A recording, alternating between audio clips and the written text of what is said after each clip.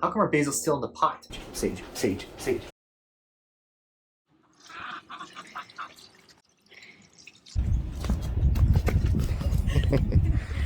You can do it again, we missed you. Just an example of how to use your herbs. The hardening off process is you put the plants outside in the pots as so, where you think about they're gonna go for a few hours each day. Each day you amount the amount of hours. Now we're doing full days. They have been out for well over a week now, and now we let them stay the full days outside. We bring them in for the night as it still gets cold.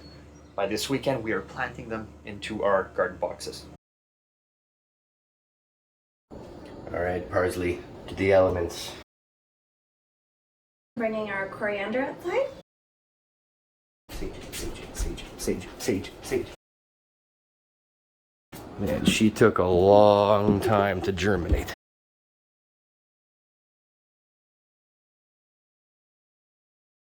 Now the reason we picked these herbs, that being coriander, parsley, viola, sage, and lavender, is because it's still the end of April, and these are what we read to be the most cold hardy of our herbs. So they're the ones we're gonna throw outside first. Sam, shush. These herbs have already gone out a couple days now. The first day 1 hour, second day 2 hours, third day 4 hours. Today they're going to be out an entire 8 hours. Tomorrow 16 hours, and then 2 days they're going to be out 24 hours in a row, but still in the pots. You can do it again, we missed you.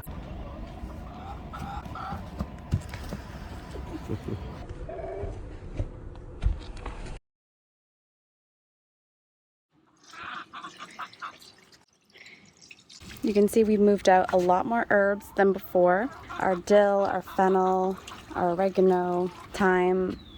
Our chives we forgot to add to the first round of herbs. We've added them in now to the second round, going outside and hardening off. These herbs have already been going out every day for a while. So tell us, Stefan, what are you removing here? The beast. That's what we've come to call it. It's this plant, this perennial that comes up every single year, and no matter what we try and do with it, it keeps coming back. I'm removing the roots, plant, somehow she returns every time. And this is a big day. Why is it a big day, Stefan?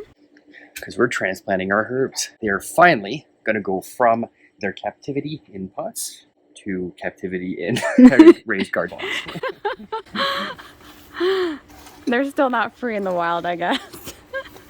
What you'll see as well is we don't have enough room to put all of our strawberries in here, and so we've created a strawberry staircase. It includes all of our strawberries in pots, and we should be having some strawberries hopefully in the fall. This plant can take a long time to produce strawberries. And last but not least, what we're growing in the grow bags. Here we have our fennel, over here our coriander, and our dill. And so you'll remember these plants don't like being transplanted, and so this is going to be their final home. We're not going to transplant these into a raised bed. However, we've moved them along the fence line here because this is facing toward the afternoon sun, and so they'll get a lot of afternoon sun here, and all these varieties like a lot of sun. So hopefully they'll do well here, and if they don't, what's great about these bags is you can move them somewhere else at any time. In this raised bed, put our more moisture-loving herbs in the back because we've noticed over the years the rainwater tends to pool up more in the back. So things like cilantro, parsley, a strawberry, that all love moisture and to be watered heavily. And then in the front, we've put herbs that are moderately drought tolerant. So things like oregano, marjoram, sage. Chives are actually pretty hardy. They can handle a wide range of conditions. Our curled parsley and our Italian parsley at the back there. What you can even do is leave your herbs in their pot still for 24 to 48 hours and just see how they do with the sun and the wind conditions in that area. And if they seem happy, then after a couple days, you can go ahead and transplant them into the garden. Yesterday was our last frost day, and so we're ready today to get these herbs into the bed.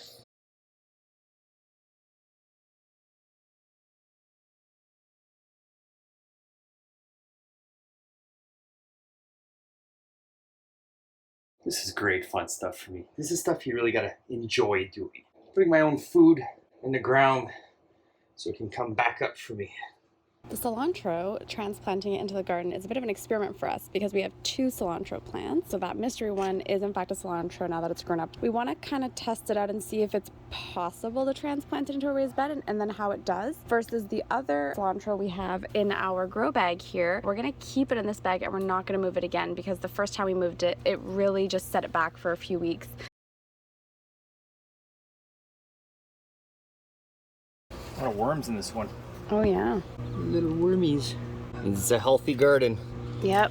Ooh, that one's quite root bound. Gotta undo the roots so they know they got more to live for than just this. I was excited about the sage. It's one of my favorite looking ones. Stefan, what's that one called?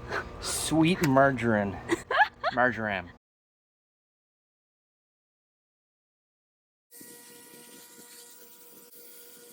We've put our drought-tolerant herbs here. This square is smaller, so it's going to dry out faster. Things like Anise Hyssop, Lavender, Viola, and Thyme. And we've also put the herbs that are going to grow much larger in the back, so they don't screen the sun away from the smaller herbs in the front. We planted the lavender.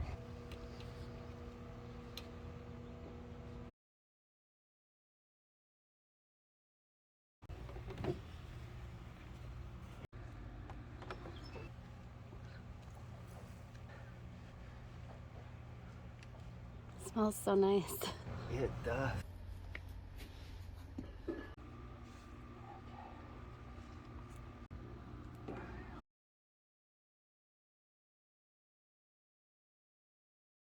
We hung up the mint high to keep it out of reach because cats love it, but it is not good for them. Our cat Alfie doing insane acrobatics to try to get to the mint. He's so talented.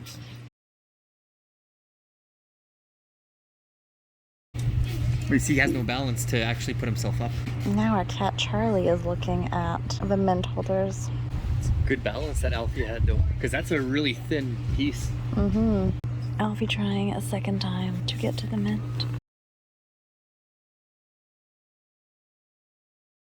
Oh, he's smelling it. We're so obsessed. Alfie, yes, you spotted that I'm recording you. He's gonna try the other mint. No, not in the garden. Oh my goodness, he's just stomping on everything. Ooh! Wow! Did you see that right middle of the 2 chickens? Yeah. How come our basil's still in the pot? By this weekend, when it's finally above 10 degrees at night, 10 degrees Celsius, our plants can finally go outside. Right now, we're just hardening them.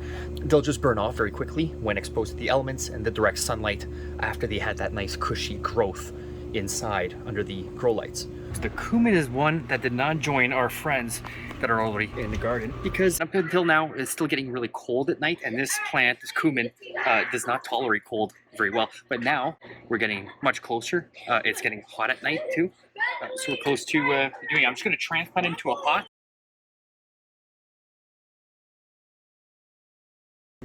So it's been 2 weeks since we put the herbs in the garden. We noticed the Anise Hyssop wasn't looking at its full potential.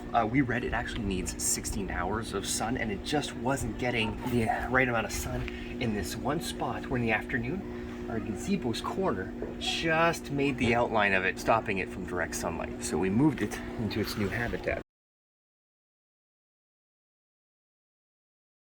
So with this app you can find on your phone called Picture This, we found out what we originally thought was the cumin turns out to be a nice oregano. We'll do fine in this spot.